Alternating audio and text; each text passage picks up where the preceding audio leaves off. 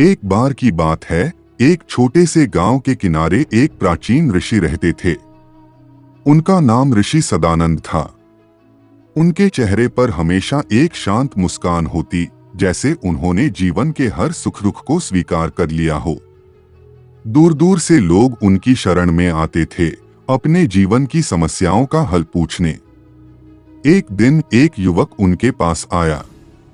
उसकी आंखों में निराशा और चेहरे पर गहरी उदासी थी। उसने कहा, गुरुदेव, मैं हर समय दुखी रहता हूं। मेरे जीवन में कुछ भी अच्छा नहीं होता। न तो मैं अपने काम में सफल हूं, न ही रिश्तों में। क्या भगवान ने मेरे लिए कुछ भी अच्छा नहीं रखा? ऋषि सदानंद मुस्कुराए और बोले, बेटा, पहले मेरे साथ एक काम करो, उसके बाद तुम्हारे सवाल का जवाब दूंगा। युवक ने सहमति जताई। ऋषि ने उसे एक मिट्टी का दिया दिया और कहा, इस दिए को जलाकर पूरे गांव का चक्कर लगाओ, लेकिन ध्यान रहे कि दिया बुझना नहीं चाहिए। युवक ने दिया जलाया और चल पड़ा।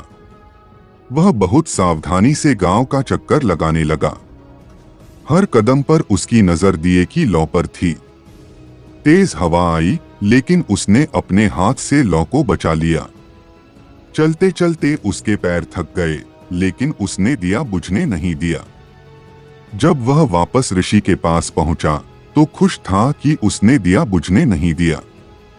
ऋषि ने मुस्कुराकर पूछा, बेटा, जब तुम गांव का चक्कर लगा रहे थे, तब क्या तुमने रास्ते में सुंदर फूलों को देखा?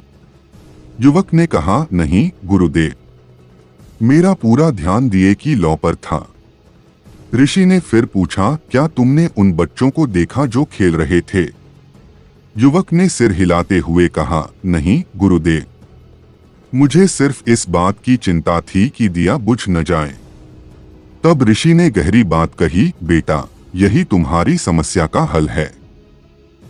जीवन में तुम्हारा ध्यान हमेशा उन बातों पर होता है जो तुम्हें दुखी करती हैं। जैसे तुमने दिए की लौ पर ध्यान लगाया, वैसे ही अगर तुम अपनी जिंदगी की अच्छी चीजों पर ध्यान केंद्रित करो, तो तुम्हें भी खुशी मिलेगी। ऋषि की बातें सुनकर युवक की आंखें खुल गईं। उसने महसूस किया कि वह अपनी परेशानियों पर इतना ध्यान देता था कि जिंदगी की छोटी छोटी खुशियों को देख ही नहीं पाता था। उस दिन के बाद युवक ने अपने दृष्टिकोण को बदल दिया। धीरे धीरे वह उदासी से बाहर निकलने लगा और खुश रहने का महत्व समझा। शिक्षा। हमारा जीवन वैसा ही बनता है जैसा हम सोचते हैं। अगर हम दुखों पर ध्यान देंगे तो हमें सिर्फ दुख दिखाई देंगे, लेकिन अगर हम जीवन की अच्छी बातों पर ध्यान देंगे तो खुशी हमारे कदम चूमेगी।